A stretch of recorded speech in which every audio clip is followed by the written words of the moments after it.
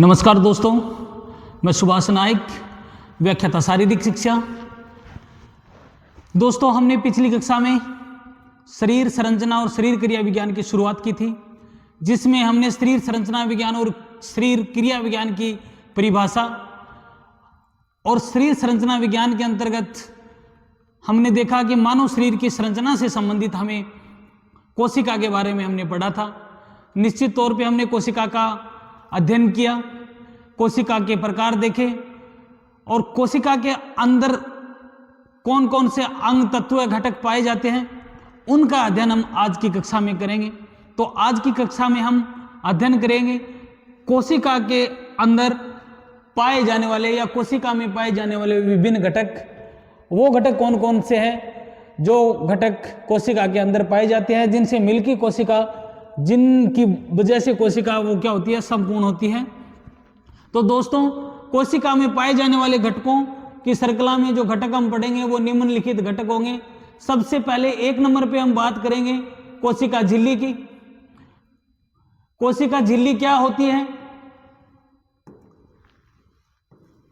कोशिका झिल्ली का कोशिका में क्या रोल होता है और क्या इसकी भूमिका होती है कोशिका में, उसका अध्ययन करेंगे। तो मैं सबसे पहले आपको बता दूं कि कोशिका को चारों तरफ से घेर के रखने वाली, बांध के रखने वाली, कोशिका को चारों ओर से आवरण बना के रखने वाली एक झिल्लीनुमा संरचना होती है, जिसको कोशिका झिल्ली कहते हैं, जिसको कोशिका झिल्ली कहते हैं। कोशिका झिल्ली के मुख्य रूप से कुछ महत्वपूर्ण कार्य होते हैं जो कोशिका को बनाए रखने में, कोशिका की कार्य गतिविधि को सुचारू रूप से चलाने में सहायक होते हैं। उन कार्यों में सबसे पहले हम अध्ययन करेंगे कोशिका के कार्यों में कि कोशिका झिल्ली है वो क्या करती है, कोशिका के भीतरी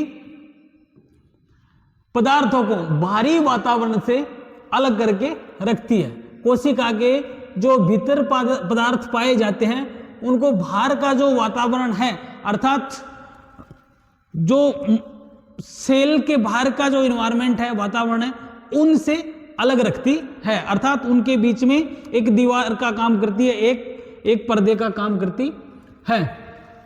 दूसरा और महत्वपूर्ण इसका कार्य है कि जो कोशिका झिल्ली होती है ये कोशिका की रासायनिक क्रियाओं को क्या करती है, उत्प्रेरित करती है। अर्थात कोशिका के अंदर जो रासायनिक क्रियाएं होती हैं उन रासायनिक क्रियाओं को भी संपन्न करने में कोशिका झिल्ली है वो क्या करती है, सहयोग करती है।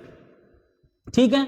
नंबर 3 की हम बात करें तो ये अणुओं को अपने अंदर समाहित करती है तथा उन्हें बाहर भी निकालती है।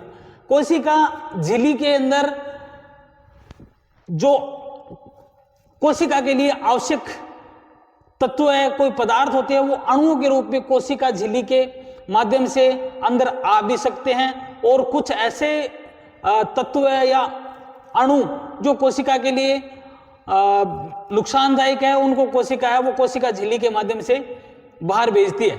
ठीक है ना। तो कोशिका झिल्ली है वो ऐसे पदार्थों को आने की परमिशन भी देती है जो कोशिका के लिए लाभदायक है, और ऐसे पदार्थ जो कोशिका के लिए हानिकारक है या फिर उनको बाहर निकालना आवश्यक है, ऐसे पदार्थों को बाहर निकालने की भी इजाजत कोशिका झिल्ली देती है। नंबर 4 की अगर हम बात करें, नंबर 4 कोशिका झिल्ली का कार्य है। तो कोशिका झिल्ली का नंबर 4 का कार्य यह है कि ये एक व्यक्ति की कोशिकाओं को दूसरे व्यक्ति की कोशिकाओं से अंतर स्पष्ट करती है। अर्थात कोशिका झिल्ली है वो क्या करती है, एक व्यक्ति की कोशिकाओं को दूसरे व्यक्ति की कोशिकाओं से अंतर स्पष्ट करने में सहयोग करती है। अर्थात दूसरे व्यक्ति की कोशिकाएं किस प्रकार की होगी और एक व्यक्ति की कोशिकाएं किस प्रकार की होगी, उनमें मिलान न हो, उनमें अंतर हो, उसका निर्धारण भी ये करती है। तो इस प्रकार कोशिका झिल्ली है वो कोशिका को चारों ओर से कवर करके रखती है। कोशिका में पाए आने वाले बाहरी तत्वों को अंदर जो कोशिका के लिए लाभदायक है, कोशिका के लिए आवश्यक है, उनको अंदर प्रवेश करने की इजाजत देती है। ये कोशिका के मुख्य रूप से कार्य थे। अब हम नेक्स्ट स्लाइड में देखेंगे। अच्छा, एक इसका कार्य ये भी है, ये जैव द्रव्य के रासायनिक संकलन को बनाए रखती है। अर्थात कोशिका के अंदर जितना भी जैव द्रव्य, जितने भी तत्व है, जितने भी उसके और अंग जो पाए जाते हैं, उनको क्या करती है, उनका रासायनिक संकलन, उनको बांध के रखती है, उनका संकलन करके रखती है एक जगह। ठीक है, तो ये हुई कोशिका झिल्ली। प्रोटोप्लाज्म, सबसे पहले हम बात करेंगे कि प्रोटोप्लाज्म क्या होता है। प्रोटोप्लाज्म का कोशिका के अंदर क्या कार्य होता है और किस प्रकार का यह पदार्थ होता है जो कोशिका में पाया जाता है। तो सबसे पहले हम प्रोटोप्लाज्म के बारे में बात करें तो प्रोटोप्लाज्म एक जैव द्रव्य होता है। प्रोटोप्लाज्म को हिंदी में जैव द्रव्य भी कहते हैं और ये रंगहीन पदार्थ होता है। अर्थात प्रोटोप्लाज्म का कोई रंग नहीं होता है, ये बिल्कुल रंगहीन होता है। दूसरी अगर हम बात करें नंबर 2 इसके विशेषता की, तो ये कोशिका के जैविक भागों को बनाता है। प्रोटोप्लाज्म क्या होता है, यह कोशिका के रंगहीन पदार्थ होता है और कोशिका के जैविक भागों को बनाता है। ठीक है, नेक्स्ट प्रोटोप्लाज्म की बात करें तो हम ये कोशिका झिल्ली के अंदर रहता है। अभी हमने देखा था, कोशिका झिल्ली देखी थी, कोशिका झिल्ली के अंदर रहता है। कोशिका झिल्ली के अंदर जो कुछ पाया जाता है वो प्रोटोप्लाज्म के अंतर्गत आता है। ठीक है, प्रोटोप्लाज्म को हिंदी में जैव द्रव्य कहा जाता है। तो प्रोटोप्लाज्म एक रंगहीन पदार्थ है और यह कोशिका के जैविक भागों को बनाता है। ठीक है, नंबर 4 हम प्रोटोप्लाज्म की बात करें तो ये एक विशेष प्रकार का चिपचिपा पदार्थ होता है। अर्थात ये ऐसे हाथ में ऐसे लेके देखोगे तो चिपचिपा महसूस होगा। ठीक है ना, चिपचिपा पदार्थ होता है जिसमें लगभग 60 से 90% क्या होता है, 60 से 90% क्या होता है, जल होता है। ठीक है, एक विशेष नोट है प्रोटोप्लाज्म के अंतर्गत, वो ये है कि प्रोटोप्लाज्म जैव द्रव्य है, वो पूरी कोशिका का क्या करता है, निर्माण करता है। अर्थात जैव द्रव्य से ही पूरी कोशिका का निर्माण होता है। अर्थात कोशिका में पाए जाने वाले सभी अंगों के निर्माण में जैव द्रव्य की अहम भूमिका होती है। ठीक है, नंबर 5 बात करें जैव द्रव्य में केंद्र लाइसोसोम, कोशिका द्रव्य, राइबोसोम, माइटोकॉन्ड्रिया आदि सम्मिलित रहते हैं। अर्थात प्रोटोप्लाज्म के अंतर्गत ये सारे कोशिका के अंग पाए जाते हैं। तो नंबर 2 हमारी बात हुई प्रोटोप्लाज्म जैव द्रव्य की। निश्चित रूप से जैव द्रव्य कोशिका के सभी भागों का निर्माण करने में सहयोग करता है। प्रोटोप्लाज्म के अंदर लाइसोसोम, कोशिका द्रव्य, राइबोसोम, माइटोकॉन्ड्रिया आदि सम्मिलित रहते हैं। ठीक है, प्रोटोप्लाज्म की बात हमने की कि प्रोटोप्लाज्म है वो चिपचिपा पदार्थ होता है। नेक्स्ट हम बात करेंगे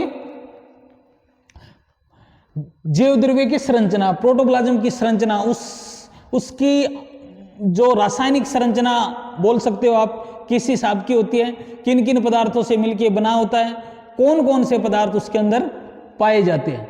निश्चित रूप से हम जैव द्रव्य की संरचना में देखें तो जैव द्रव्य की संरचना है वो 2 प्रकार से बनी हुई होती है। पहला, कुछ कार्बनिक पदार्थ भी उसमें शामिल होते हैं और अकार्बनिक पदार्थ भी उसके अंदर शामिल होते हैं। ठीक है, नंबर 1 कार्बनिक पदार्थों में हम बात करेंगे तो इसमें यौगिक पदार्थ होते हैं। जैसे कौन से कार्बोहाइड्रेट, प्रोटीन, वसा, जल और कार्बन। अर्थात कार्बनिक पदार्थों के अंतर्गत वो पदार्थ आते हैं जिनके निर्माण में कार्बन का क्या होता है, रोल होता है, जो इनका निर्माण कार्बन के माध्यम से होता है, जिनमें कार्बन तत्व क्या होता है, उपस्थित होता है।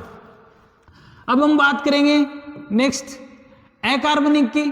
तो अकार्बनिक के अंतर्गत वो तत्व आते हैं जिनके निर्माण में कार्बन का कोई रोल नहीं होता है। अर्थात कार्बन की अनुपस्थिति के बिना जो बनने वाले तत्व है वो तत्व जो प्रोटोप्लाज्म या जैव द्रव्य के अंदर पाए जाते हैं। तो अकार्बनिक तत्वों में इसमें है ऑक्सीजन है, हाइड्रोजन है, नाइट्रोजन है, सोडियम है, पोटेशियम है आदि खनिज लवणों का समावेश होता है। ठीक है, अब हम एक विशेष नोट लिखना चाहते हैं कि जैव द्रव्य में कार्बनिक और अकार्बनिक अलावा पदार्थों के अलावा और कौन सा तत्व पाए जाते हैं। तो विशेष रूप से हम लिखना चाहेंगे कि जैव द्रव्य में जो पेप्सिन और ट्रिप्सिन जो एंजाइम होते हैं वो तथा विटामिन भी पाए जाते हैं। अब विटामिन कौन कौन से पाए जाते हैं? विटामिन ए पाया जाता है, विटामिन बी पाया जाता है, सी पाया जाता है, डी पाया जाता है और ई पाया जाता है। आदि पदार्थ भी जैव द्रव्य प्रोटोप्लाज्म में पाए जाते हैं। ठीक है, तो हमने सेल मेम्ब्रेन कोशिका झिल्ली की बात की, 2 नंबर पे हमने जैव द्रव्य प्रोटोप्लाज्म की बात की। अब हम 3 नंबर पे तीसरा घटक जो कोशिका के अंदर पाया जाता है, जो महत्वपूर्ण होता है, जो कोशिका का एक भाग होता है, उसमें है कोशिका द्रव्य, जिसको बोलते हैं साइटोप्लाज्म। दोस्तों, साइटोप्लाज्म कोशिका द्रव्य कोशिका झिल्ली तथा केंद्र के मध्य स्थित होता है। अर्थात जैसे अगर हम बात करेंगे, जैसे ये कोशिका झिल्ली है, कोशिका है, तो ये केंद्रक है, इसको हम केंद्रक मान के चलते हैं भाई, ये केंद्रक है, बीच में केंद्रक है और बाहर झिल्ली है। ये क्या है? केंद्रक है और ये क्या है? कोशिका झिल्ली। तो केंद्रक और कोशिका झिल्ली के बीच में यहां पे चारों ओर जो पाया जाता है उसको क्या बोलते हैं? कोशिका द्रव्य।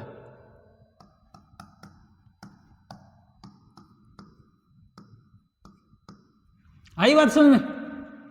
तो कोशिका द्रव्य कोशिका झिल्ली तथा केंद्र के मध्य स्थित होता है। दूसरी बात कहने का तात्पर्य यह है कि जो कुछ भी कोशिका झिल्ली के अंदर, मतलब इस येलो वाली लाइन के अंदर, बाहर की तरफ नहीं, अंदर, तथा केंद्र के बाहर, जो ये केंद्र का है इसके बाहर, इसके अंदर और इसके बाहर, इसके अंदर यहां से और इसके बाहर, यहां जो कुछ भी पाया जाता है वो क्या कहलाता है? वह कोशिका द्रव्य कहलाता है। तो ये हुई बात कोशिका द्रव्य की। अब हम बात करेंगे कि कोशिका द्रव्य के बाद नंबर 4 का जो हमारा कोशिका का जो घटक है वो है माइटोकॉन्ड्रिया। माइटोकॉन्ड्रिया के बारे में आपने बहुत सुना होगा, लगभग को थोड़ी बहुत इतनी निश्चित रूप से जानकारी होती है कि माइटोकॉन्ड्रिया को कोशिका का शक्ति ग्रह कहा जाता है, विद्युत ग्रह कहा जाता है। माइटोकॉन्ड्रिया है वो कोशिका के अंदर ऊर्जा का उत्पादन करता है। तो आज हम उसी माइटोकॉन्ड्रिया की बात कर रहे हैं।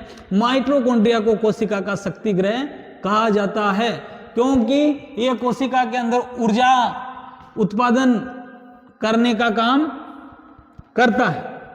ठीक है, इसे एटीपी या बायोब्लास्ट भी कहा जाता है। एटीपी ग्रह या बायोब्लास्ट भी कहा जाता है।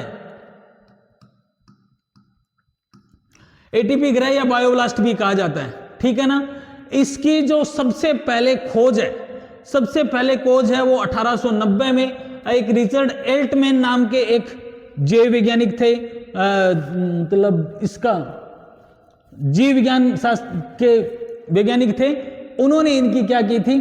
खोज की थी, जिनका नाम था रिचर्ड एल्टमैन। इसका नाम जो बायोब्लास्ट नाम है वो भी रिचर्ड एल्टमैन ने दिया था, अर्थात माइटोकॉन्ड्रिया का नाम बायोब्लास्ट रिचर्ड एल्टमैन ने ही रखा था। उसके बाद क्या हुआ? सन 1898 में कार्ल बेंडा नाम का एक वैज्ञानिक था, उसने इसको माइटोकॉन्ड्रिया नाम दिया। अर्थात क्वेश्चन आ सकता है, बहुत मोस्ट इंपॉर्टेंट क्वेश्चन है ये, कि माइटोकॉन्ड्रिया का नाम किसने दिया? माइटोकॉन्ड्रिया को माइटोकॉन्ड्रिया नाम किसने दिया? अर्थात माइटोकॉन्ड्रिया को माइटोकॉन्ड्रिया नाम देने वाले वैज्ञानिक का नाम। ठीक है। दूसरा ऐसा भी पूछ सकते हैं कि बायोब्लास्ट, माइटोकॉन्ड्रिया को बायोब्लास्ट के नाम से किसने जाना था, तो अल्टमैन ने इसको बायोब्लास्ट के नाम से जाना था। दूसरी बात, माइटोकॉन्ड्रिया नाम किस सन में दिया गया, तो ये सन भी पूछ सकते हैं। आई बात समझ में। अब हम माइटोकॉन्ड्रिया के कार्य देखते हैं कि माइटोकॉन्ड्रिया के क्या क्या महत्वपूर्ण कार्य होते हैं जो कोशिका के अंदर संपन्न होते हैं, कोशिका का सहयोग करते हैं, कोशिका के लिए आवश्यक है वो कार्य है। अगर वो कार्य नहीं होते हैं तो कहीं ना कहीं कोशिका की कार्य विधि, कार्य प्रणाली, उसकी जो अंदर की जो अभिक्रियाएं हैं वो क्या होती है, बाधित होती है। तो उन कार्यों में हम देखेंगे कि माइटोकॉन्ड्रिया का पहला कार्य ये ऊर्जा का उत्पादन करता है, ये ऊर्जा उत्पादन का मुख्य केंद्र है। कोशिका के अंदर जहां कहीं भी ऊर्जा का उत्पादन होता है तो वो माइटोकॉन्ड्रिया के अंदर ही होता है, अर्थात मुख्य रूप से ऊर्जा का जो सोर्स कोशिका के अंदर है वो माइटोकॉन्ड्रिया ही है। इसमें श्वसन एंजाइम समाहित रहते हैं, अर्थात माइटोकॉन्ड्रिया के अंदर कुछ ऐसे एंजाइम होते हैं जो श्वसन की क्रिया को क्या करते हैं, संपन्न करवाने में सहयोग करते हैं और जो ऊर्जा के स्रोतों को ऊर्जा के रूप में परिवर्तित करने में भी मदद करते हैं। ठीक है ना। निश्चित रूप से श्वसन के द्वारा जो ऑक्सीजन की उपस्थिति में जो एटीपीज टूटती है और एटीपीज टूटने के बाद जो ऊर्जा प्राप्त होती है हमें, ठीक है ना, तो निश्चित रूप से स्रोतों को ऊर्जा के रूप में परिवर्तित करके ऊर्जा उत्पादन करने में मदद करता है कौन, माइटोकॉन्ड्रिया। ठीक है। माइटोकॉन्ड्रिया में कैटाबोलिज्म का कार्य भी होता है और निश्चित है ये कि जो भी पदार्थ है उनको छोटे छोटे टुकड़ों में बांटना, काट करना और उनसे ऊर्जा उत्पादन करना ये जरूरी होता है। नहीं तो जब तक वस्तुओं का उनमें पाए जाने वाले अणुओं का, पदार्थों का या ऊर्जा उत्पन्न होने वाले सोर्स का छोटे छोटे टुकड़ों में उनको क्या नहीं होगा, टुकड़ों में उनका टूटना, विखंडन नहीं होगा तो ऊर्जा उत्पन्न नहीं होगी। तो छोटे छोटे टुकड़ों में काटना, कैटाबोलिज्म की प्रक्रिया वो भी माइटोकॉन्ड्रिया के अंतर्गत संपन्न होती है। तो आज की क्लास में हमने कोशिका झिल्ली, प्रोटोप्लाज्म, जैवद्रव्य, साइटोप्लाज्म, कोशिका द्रव्य और माइटोकॉन्ड्रिया के बारे में देखा। हमने देखा कि किस प्रकार ये आते हैं, इनकी क्या विशेषता होती है और क्या क्या इनके कार्य होते हैं जिसकी वजह से कोशिका है वो बिना किसी कठिनाई के, बिना किसी परेशानी के निश्चित लगातार रूप से वो क्या अपनी सुचारू रूप से कार्यविधि को संपन्न करती है। तो ये थे अंग। बाकी कुछ 2-4 महत्वपूर्ण अंग और भी बचे हैं, घटक और भी बचे, जैसे राइबोसोम, लाइसोसोम, एंडोप्लाज्मिक रेटिकुलम, उनका अध्ययन हम अगली कक्षा में करेंगे। केंद्रक का भी अध्ययन अगली नेक्स्ट क्लास में करेंगे। तो आज के लिए हमने कोशिका के जो मुख्य घटक जिनसे मिलकर या जो कोशिका के निर्माण में बहुत महत्वपूर्ण भूमिका अदा करते हैं, रोल अदा करते हैं, उनका अध्ययन हमने आज की क्लास में किया। दोस्तों निश्चित रूप से ये क्लास आप सबके लिए उपयोगी रहेगी। मेरा ये मानना है कि हम